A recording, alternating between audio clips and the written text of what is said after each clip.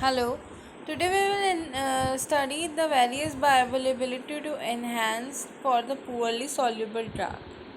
As the orally ingestion is quite convenient कि हम tablet for various of the drugs, but the basic challenge is that to improve bioavailability. Sometimes the drug the excipients are not sufficient कि जिसकी वजह से जो है हमें जो है बायोअवेलेबिलिटी प्रॉपर मिल सके. सो बायोअवेलेबिलिटी क्या है कि कितनी हमारे रेट और एक्सटेंट से कोई भी ड्रग सिस्टमिक सर्कुलेशन में पहुंचती है उसे हम बायोअवेलेबिलिटी कहते हैं. सो various method for the enhancement of bioavailability. The first one is the micronization. In micronization, the solid doses formed, it depends upon the size distribution and morphology of the particles. So in micronization what happens कि हम जो drug है उसको जो है various approaches से जो है उनका साइज़ माइक्रोन्स में कर देते हैं. अगर ड्रग का साइज़ रिड्यूस हो जाएगा तो उसका जो है सरफेस एरिया पे इंक्रीज़ हो जाएगा from coarse to fine. And जब सरफेस एरिया इंक्रीज़ हो जाएगा तो it will become in interaction of the gastric fluid more and more and the absorption will take place. जब एब्जॉर्प्शन होगा देन बायोअवेलेबिलिटी भी होगी. So micronization is the first process. Second is the नैनोसाइजिंग.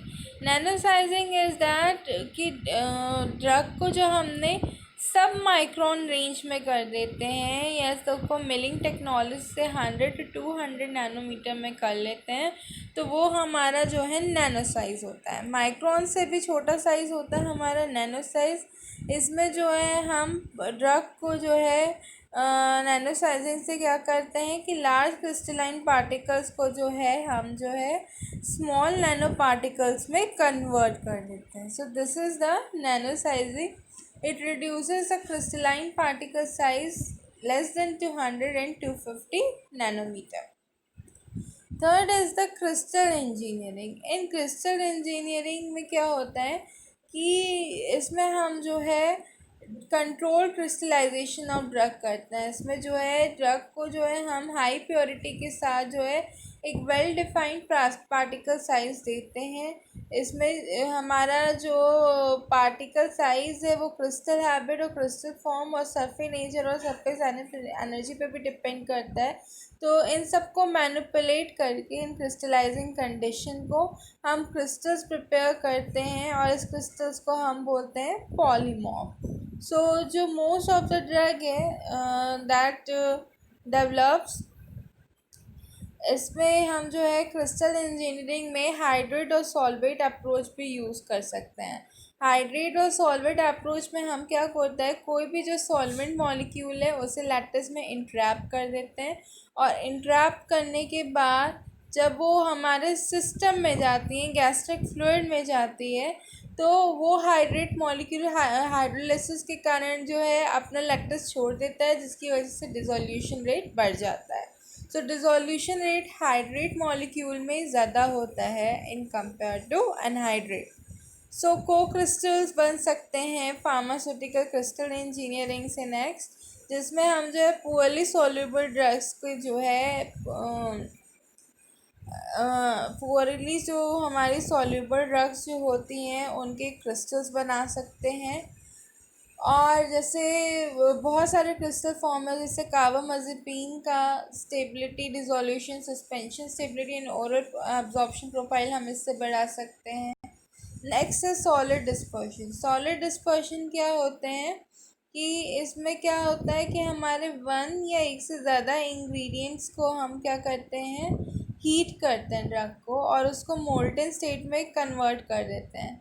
Heat करने के बाद molten state से convert करने के बाद फिर कूल करके हम उसका रीसॉलिडिफिकेशन करते हैं. तो this is called solid dispersion.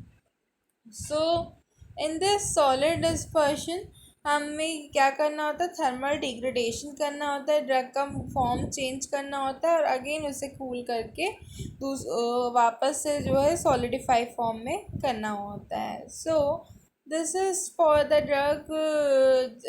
Generally इसमें हम मेल्ट एक्सक्लूशन टेक्नोलॉजी भी कर सकते हैं कि जो थर्मोप्लास्टिक मटेरियल है उसको जो है ड्रग पार्टिकल्स को जो है पॉलीमर मैट्रिक्स में कन्वर्ट कर दें और फिर शेयरिंग स्ट्रेस हटा के जो है वापस जो है हम उसे वैसे ही कर दें।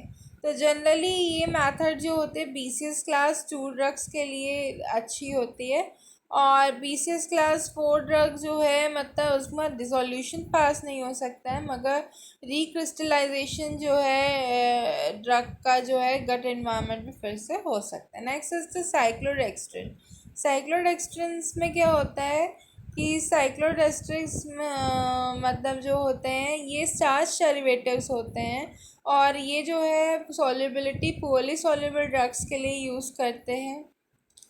तो जो साइक्लोडेक्स्ट्रिन्स होते हैं हम उसको जो है हाइड्रोफोबिक कैविटी के अंदर जो है मॉलिक्यूल्स को इम्पार्ट करते हैं for a better stability, high water solubility, increase bioavailability और डिक्रीज अनडिज़ायरेबल इफेक्ट के लिए। So this is for the cyclodextrin. इसमें जो है हम सॉल्युबिलिटी जो है इन्हेंस करते हैं, डिसोल्यूशन रेट इन्हेंस करते हैं और इम्प्रूव करते हैं oral bioavailability BCS class 2 drugs के लिए।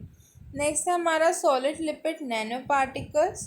इसमें हम जो है कोलाइडल कैरियर जैसे emulsion, liposome, polymeric, micro and nano particles के लिए हम जो है इनमें जो है इस टेक्निक से जो है oral bioavailability poorly soluble drugs के लिए इंक्रीज कर सकते हैं। तो जो सॉलिड लिपिड नैनो पार्टिकल जो होते हैं वो हमारी oral bioavailability poorly soluble drugs के लिए बढ़ाता है। Another is that high pressure homogenization in micro emulsion technology जो है फिजिबल मेथड होते for the production of solid lipid nano particle. Next है colloidal drug delivery system. Colloidal drug delivery systems में हमारे आते हैं माइक्रो इमल्शन, नैनो इमल्शन, जिसमें जो है हम जो है माइक्रो इमल्शन, नैनो इमल्शन जो है डाइजेस्टिबल ऑयल्स को लेकर बना सकते हैं। So self emulsifying drug delivery system भी आता है जिसको हम बोलते हैं SEDDS, and micro emulsifying drug delivery system भी होता है जिसको हम कहते हैं self micro emulsifying drug delivery system.